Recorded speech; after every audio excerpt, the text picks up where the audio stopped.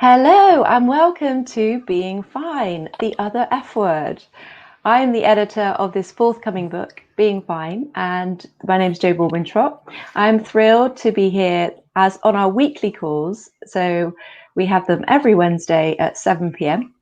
BST. Oh no, it's not. It's GMT now. I keep saying that. I'm thrilled to have two authors this week who have they sadly have something quite significant in common, and I'm sure they won't mind me saying it that way, but they do.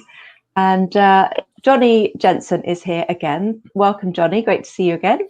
Thank you, Jo. Pleasure to be here. Pleasure to meet other authors and just hang out. Basically, really great. Cool, yeah. So, and our kind of featured author, who's not been on the show as yet, is Rob Goddard. Welcome, Rob.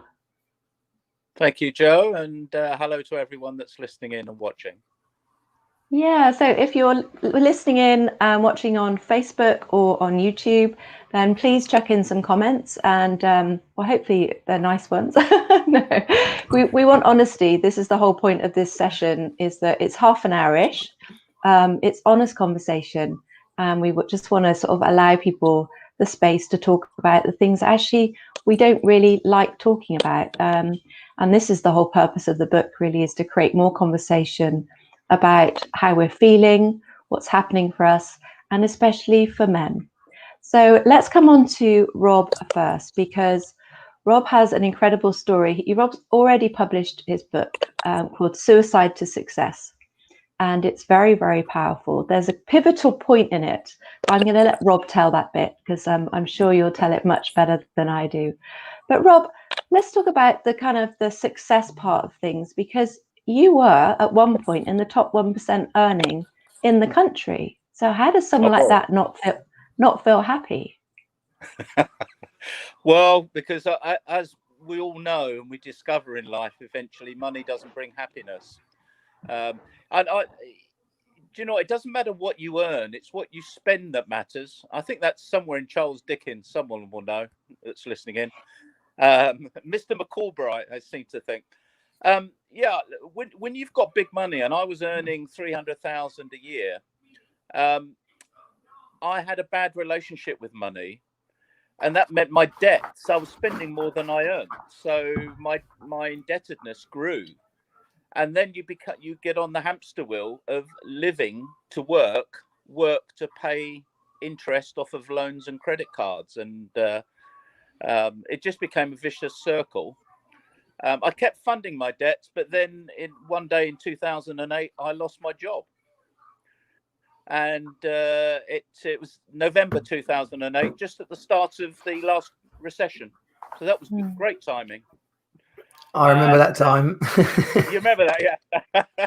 I couldn't get a job. I was applying for 150 jobs a week, getting nowhere, hardly any interviews in my mid-40s. And maybe that resonates with some people today. And I had this great decision of becoming self-employed, because I thought I'd have freedom, as much money as I wanted to earn, and I'd have as many holidays as I wanted to choose. That's what I thought self-employment was, but I was sadly mistaken, Jo. You and me both, Rob. Yeah, that was my kind of dream of it. But yeah, it's part of the picture, isn't it? But not the whole picture. So what happened? Tell us what happened. And I know you've got a very a significant pivotal point for you. So what happened next? Because a lot of people will be losing their jobs, but we obviously hope that they get the right help and advice and speak about it, which is so important. But obviously you didn't, did you? You kept it to yourself. I did. I do what a lot of men particularly do, which is to clam up and not share about how they really feel. And you internalize. And even though I was getting prescription drugs from the doctor and sleeping tablets, you can't shake the problem out of your head. But I didn't want to open up with anyone immediately. I think some of it is bravado. Some of it is feeling a failure. Lots of emotions. And it took some time for me to come to the realization that the only way that I could help myself was to open up to a trusted person. I did suffer in silence. I can remember going to sales pitches in my one-man band from a bedroom and a broadband connection. How life repeats itself. Yeah, we're back Right there again. Although I don't feel depressed or suicidal. You'll be relieved to hear. Yeah. But I can remember going to sales pitches. It meant seriously depressed and suicidal. I'd have to wipe the tears from my eyes in the car, compose myself, park my car around the corner, and then walk to where the sales pitch was. And then I'd go into acting mode. And I'd become Rob the salesman rather than Rob the person. And I carried that for 18 months. It never got any better. So I ran away. I ran away to Dubai. Because I thought if I ran away from my debts, run away from my problems to a new life, start with a blank canvas, that would be great. And it wasn't. Yeah. It sounds because good what on I'd paper, done doesn't is taken myself away from my network, my support network, my friends, my family, and I isolated myself. So it's lovely, yeah. Nice warm summers in Dubai. Well, nice warm winters in Dubai, of course. Yeah, I can see why you'd pick Dubai. But yeah, things didn't quite go to plan, did they? I mean, we don't want to obviously spoil it for the viewers and the listeners of what happens in your chapter. But let's just kind of that there's a door is involved, and obviously that door was a literal door, because sometimes we talk about a door that got opened or closed. But for you, that's actually completely the pivotal moment of your life, really, wasn't it?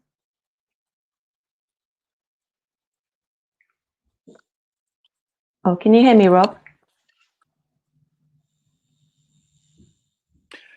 Yeah, it was a thwarted suicide attempt, and I mean, I could have gone back and the next day and tried again, but instead I actually reached out to a friend of mine, Alex, on Skype, I think it was, and that was the first time in 2 years I'd opened up about how I was really feeling, and that was a release. So rather than trying again to take my own life, I reached out to someone that was trusted back in the UK, as it was for me, and that started me on a path from 2011 to where I am now. God, thank goodness. And his name's Everyone Alex, needs isn't an he? Alex in their life. Everyone needs an Alex. Yeah, he's still they do, and he's still a very close, dear friend, and we've done a lot of business together as well. So it's not just friendship. There's a commercial side that's worked for both of us as well. So very special guy. Yeah, and that's it's so there is within the book that quite a few of you mentioned that certain person that was the right person at the right time, that you could that just opened that situation, that space for you to actually share. What was it? Just was there something he actually said? Do you remember that really sparked that? What did he? Because I think that there could almost be a book written about people that have supported people through mental health issues. Because that there must have been something that he did, and a few of the authors have given advice on this as supporters.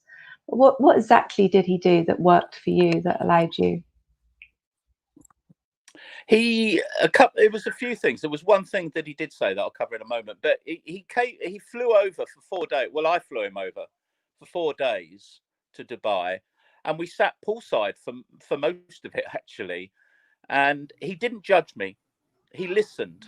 And he didn't offer immediate solutions, which just enabled me to speak and talk through, and so he was in listening mode, not talking mode. But there was one question. Well, it was one question in 2 parts. He said to me, "Look, Rob, I've seen in your fridge. There's nothing green in your fridge. It's meat and alcohol, and you're clearly really at a low, and you're not happy. What do you want life to look like? And what do you really want to do in life?" Nice big open question, and then he shut up. We were poolside at the time, and I said, I did the typical male thing. I said, "Oh, I don't really know." But he wasn't put off by that. He said, well, if you did know what life you wanted, what would it look like? What would it feel like? So he didn't let me off the hook. And so because I'm a visual person, I started to describe what I saw in my mind's eye, what I'd like life to look like if only I could get there. And so he created that vision of a different life, the one that took me outside of the spiral that I was in, the downward spiral. And that just opened it up for me. And he gave me hope. He flew back after 4 days. And I spent another 2 months in Dubai, sort of dealing with sort of my affairs. And then I flew back to the UK. I didn't have a job. I didn't have an income. I had no money. But I came back to face my problems, face my debts, and deal with life head on rather than hide from it. Yeah, because well, that's the whole point, isn't it? Really, that's why you'd went, but it doesn't go anywhere. And obviously, you managed to get the right help, because I'm sure there will be people right now over the next few months that look at some seriously terrible, tough financial situations, with bills to pay, children to feed, etc. And it's I think quite a lot of us have been, I definitely have went through a place where I need to reach out and actually be really honest, with the people that needed to hear it. So the banks, they're actually human. They are. There are people on the end of the phone. Well, and HMRC. are. I've always said HMRC are the best place to get interest-free credit. I mean, at the end of the day, they want you to pay it back. It's not like a commercial thing with the tax office. You just need to be showing. It's like dealing with debts, isn't it? As long as you keep the communication open, you can usually work with most people. And there was someone, when I came back to the UK, I went on LinkedIn because I wanted a confidence coach, because my confidence had gone. It was shattered after 2 years of severe depression and a suicide attempt. And I found someone locally who entitled herself on LinkedIn as a confidence coach. Her name's Tracy. And we had a number of sessions over a number of months. And one thing she said to me that's really helped, and it helps me now, is, well, what's the worst that can happen? You've told me about how bad things are, but what's the worst that can happen? And at the time, it was, if I could get a van, an old white transit van, I could do house clearances, sell stuff on eBay, and if I didn't have a home or afford rent, I could sleep in the van. She said, "Is that it? That's the worst." A traveller life. Yeah, but works for some people. Well, what she was doing was getting me to face my fear, and as opposed to, I want to check out of life. And now, if I lost it all tomorrow, I'd be left with 3 homes, a boat, motorcycles. Not that they give happiness, but what's the worst that can happen? The bar has gone up. And it's because it's not about money and materialism. It's about relationships and health. That's what life's about. Happiness is about health and relationships. It ain't about the trappings. But I had to learn that over a period of time. So I've got 4 businesses, but if they all went into insolvency tomorrow, the worst that can happen is that I retire early. Yeah. If I want to. But I actually know I could start up again and start a new business. And there you go. And that often happens, doesn't it? Go on, Johnny. Rob, what stopped you calling Alex or someone else beforehand? Pride, probably, Johnny. You mean originally? For those 2 years? I mean, I think it's people get very trapped in this spiral of I can't tell anyone, no one will understand, I can't fix this, it's embarrassing, I'm supposed to be and the thing that I recognize and know is, and it's a question I ask, is, well, what would you do if a friend called you and said the very thing that you are worried about saying? And, you know, it's not even 9 out of 10. It's pretty much 10 out of 10. We'll go, well, I'd help them. It's like, of course you would. So yeah, because they're going to help. They're going to help you as well. But it is a male pride thing, and I'm kind of aware myself as well that it's very, very man-like to just keep pushing, just keep going. I'm like the train. If I can just get through this, everything will be all right. If I can just get through this, everything will be all right. And many men, I can relate to this personally myself. You take on so much but you don't lose the mindset of, if I just keep going, it will be all right. Failing to realize that the weight of stuff that you're holding is actually crushing you. So the likelihood of getting to the end is getting less and less and less the further you push on. Simply, really, when a push comes to shove, because you're trying to do it all on your own. I think you make a very good point. Yeah. Well, look, 3 times as many suicides are male. 75% of suicides are men. And so there's something in us, in the way that we're wired, and I think you articulated it really well, Johnny, that it makes us more prone than women. And so for me, it was a sense of failure, that I'd let my family down, I'd let business colleagues down, I'd let my friends down. I felt that I was the only one going through depression, and therefore I'd failed in life. But of course, the truth is, a large proportion of people all over the planet suffer at some point from depression. None of us are immune to it. Yeah, and I think the difference is that women tend to talk, we open up more along the way. We tend to, you know, I think so few women get to that stage because we tend to communicate beforehand, you know, and we share more. We've got those kind of open relationships are more likely, and I am generalizing, I know, but so therefore we've got the people that we can turn to say, oh, I'm really struggling, I'm really worried about my money, and we will open up about everything and anything, literally. It all comes out over a glass of wine. But you know, I think just from what every time we talk about, you know, this whole opening up thing, it's the fact that you sadly don't seem to have those open relationships. And I'm not criticizing, because there's very good reasons why. And that is part of the journey, that the problem of the journey, isn't it, that you end up at that point sooner. Well, I'm going to generalize one more, Joe.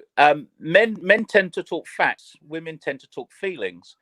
And so men do communicate, but they'll talk about football, they'll talk about their jobs, they'll talk about cars, they'll talk about work, not the things that really matter.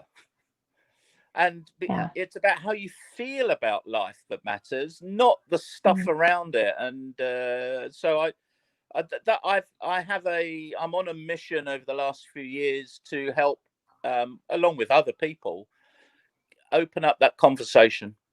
So I have a real vision for men in business, because I mean, it's hard enough for a male that's got a job, but if you've got a business as well, you have that extra weight, as Johnny was describing, on your shoulders of other people's livelihoods, depending on your decisions as the owner of a business. So it's hard enough as a normal human being, but when you're a business owner, it's doubled. And you're talking about obviously as an employer, really, aren't you, I guess?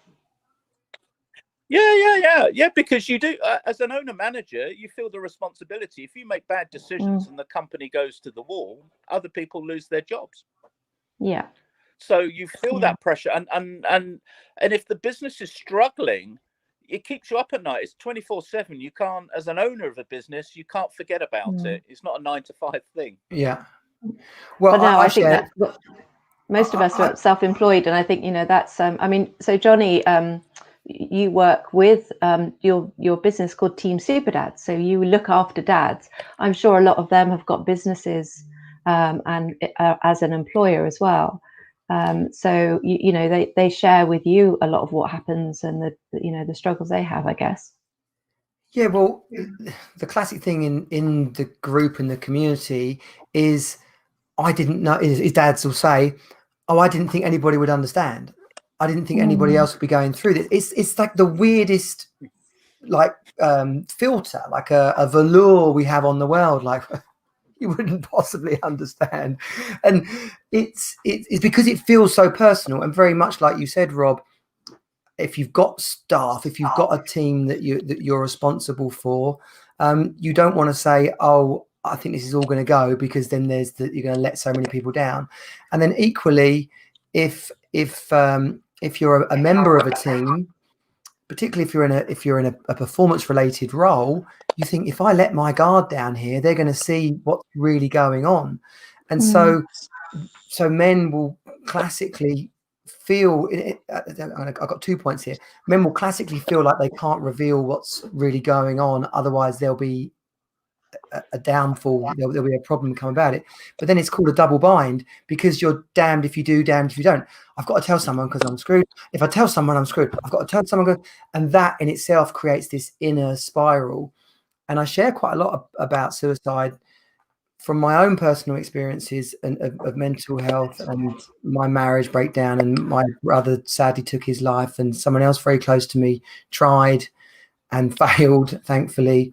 But that experience of coming home from work one night and another family member being there and saying, we need to go to hospital because this has happened. It's like the air gets sucked out of the room. And you just, that people talk about that experience of being in slow motion. But to then experience it myself when everything else seems to be going wrong, I likened it to sand running through my fingers, and like an hourglass, and you think you've got this whole big pile of sand and it's going to be okay, but as more and more of it runs through your finger and you're looking less and less of it, slowly but surely the options start to disappear. Like, oh, I could do this, I could get a business partner, I could get a loan, I could tell so and so, and as each one of those sort of falls away, you're left with this idea of, well, it's going to be all right, or I'm going to kill myself. It's going to be all right, or I'm going to kill myself. And I think for men, that becomes quite a black and white decision. Yeah. So when people say, how could he do that? What about all the people that he's left? By the time you're at that point of choosing, it's not about that. It's just, I just kind of need this to stop hurting like as much as it does. And this just seems like the easiest way right now. And it's become something you've considered so many times that the shock of it evaporates. Yeah. And that's when you can lose your wallet and chuck yourself in front of a bus. Yeah. So it's making sure that point isn't reached, isn't it? It's getting an Alex, or whoever it is.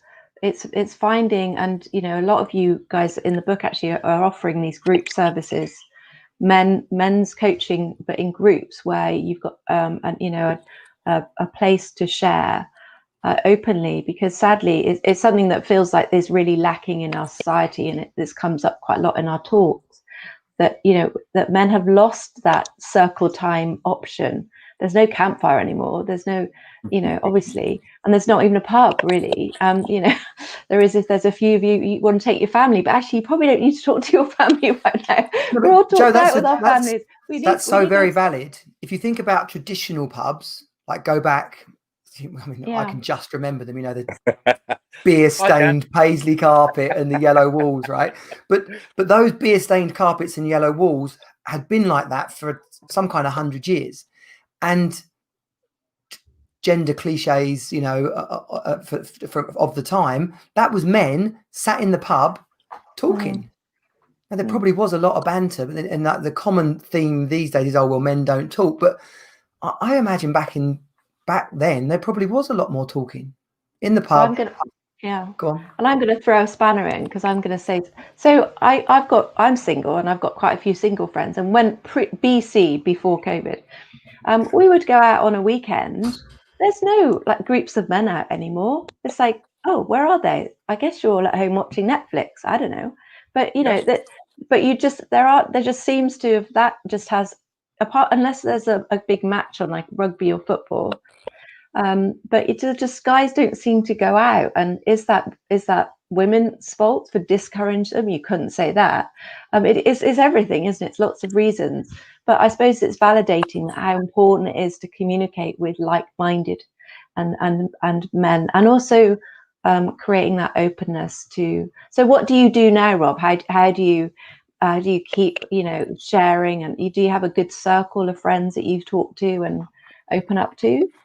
I do, and I got engaged to one of them last week, Christina. Wow, congratulations. Yeah, I popped the question on Friday. We've been friends for 15 years, so she's seen me through the very rich stage, the absolutely brassic, suicidal and depressed stage, and coming out the other side. And she's been a good friend throughout.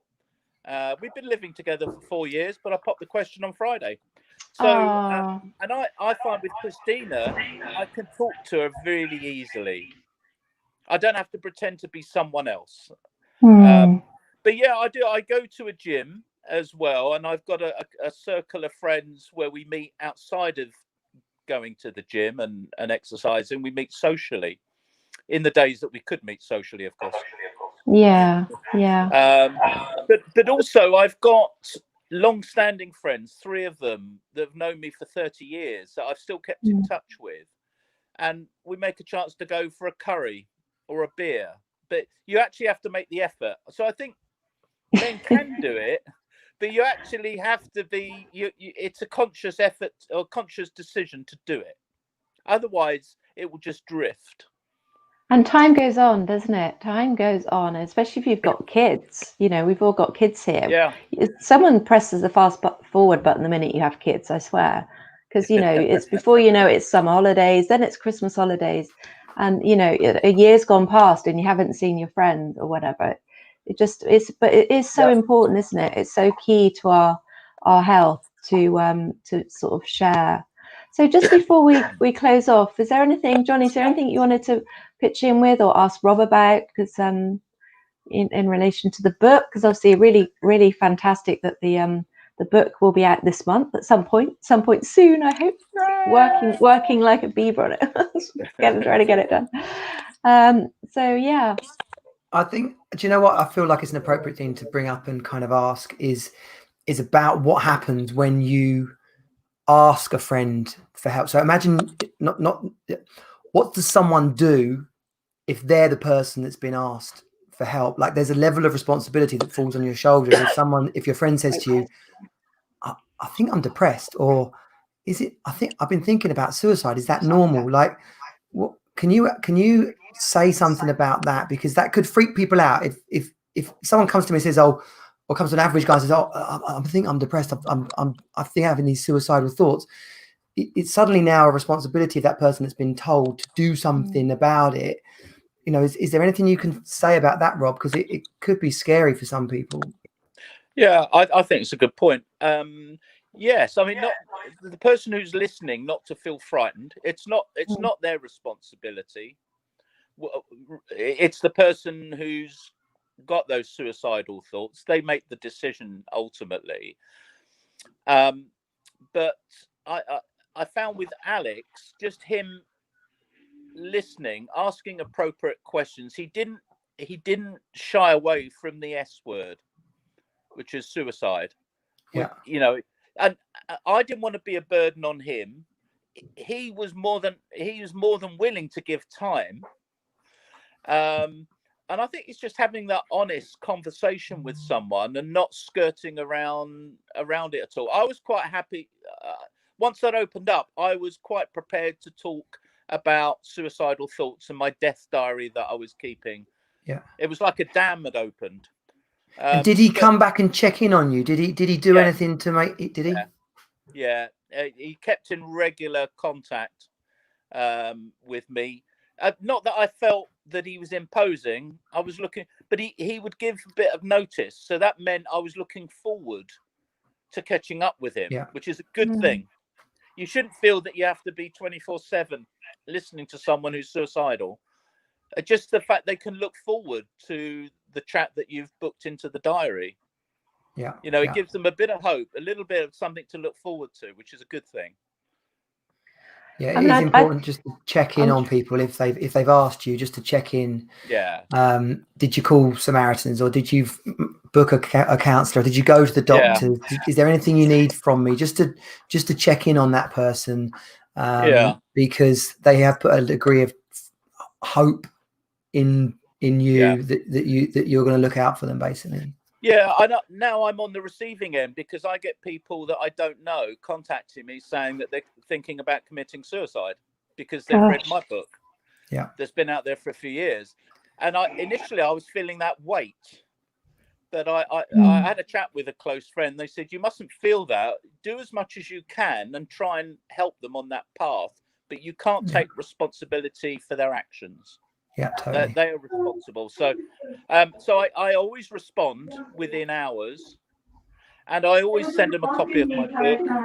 And I always give them telephone numbers and websites that they can contact and speak. I'm not professionally trained. I'm just a guy that's gone through it, and I want to put them in touch with people that know more about it professionally than me. And that's probably as much as I can do. With a stranger. With a friend, it's different because you can keep in touch with them regularly. No, but that's perfect advice. And someone who's faced that phone call from a friend can just do exactly that. Be a listening board. Don't be afraid to ask any questions, and offer them some help. Do you want some help to look up some people to contact? That's perfect advice. Yeah. And now Alex, he's so chuffed because I've taken him around the world, and we do my story together. Me and Alex. Oh, brilliant! I was going to say, I think we need a book from Alex. Not being funny. No disrespect, Rob. I think we do. But so now he's entered he's so chuffed is not the right word, but he's so delighted deep down that he's helped one person in life turn their life around. And that's so rewarding for the person that's been listening and helping. So rewarding. Yeah. Just one person's life. And the thing is, just by and just creating conversation, it just sows seeds in the mind, doesn't it? And it's so important that happens, because it is a taboo word, and there are so many people that would think of it. So many people have considered suicide. It's so not common, but we just don't talk about it. We just don't talk about it, and we need to, because it is part of a journey. So I really thank you, Rob, for submitting your story within our book, because obviously you already have published it. And that's available on Amazon, Suicide to Success. So thank you for sharing with us tonight, because I know you've been incredibly busy man, and but it's been really fantastic talking to you tonight. Thank you so much, Johnny, for coming on board tonight again. Great to see you again. Likewise, pleasure. And just because obviously we have been talking about suicide a lot, and if anyone is watching this that does want to speak to someone, the book is supporting a charity called My Black Dog, www.myblackdog.co. You don't have to say a word, and I think this is a magnificent thing about this charity. You can go online and you can type in your problems, your concerns, your fears. If you feel anything that you shouldn't be feeling, you just type them in and share with a trained professional, but who has also suffered. So they are empathic because they've been there themselves. A fantastic service. But obviously, if not, if you need to call someone, please call the Samaritans, which is 116123 in the UK, 116123. If you feel in any way you need to speak to someone, please do, and reach out and find what I will always call now an Alex. Thank you so much, guys. Thank you so much for sharing tonight. My name's Jo Baldwin-Trott. We'll be back again next week, next Wednesday at 7, and the book will be out very soon. Take care. Good night. Bye. Thanks for tuning. Thanks for listening. Bye. Bye.